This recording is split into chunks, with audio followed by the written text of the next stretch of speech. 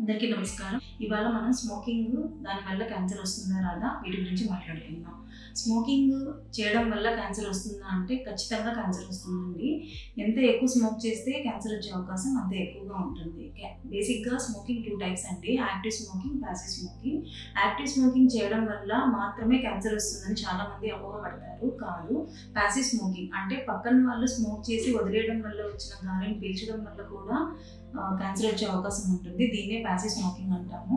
For example, మన ఇంట్లో ఎవరైనా స్మోక్ చేస్తూ ఉంటే ఆ స్మోక్ బయటకు వదలడం వల్ల మనం పీలిస్తే కూడా మనకి క్యాన్సర్ వచ్చే అవకాశం ఉంటుంది.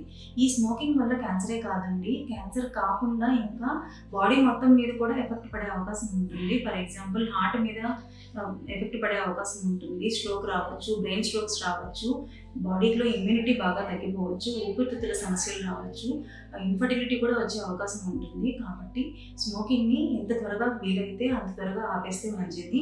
ఈ స్మోకింగ్ ఆపడానికి మీరు డాక్టర్స్ హెల్ప్ తీసుకోవచ్చు. నికోటిన్ గమ్స్ కానీ, టాబ్లెట్స్ కానీ, చూవింగ్ ఇవి కానీ మీకు దొరుకుతాయి. కాబట్టి టొబాకోని వెంటనే స్టాప్ చేయండి to save your lives. Thank you.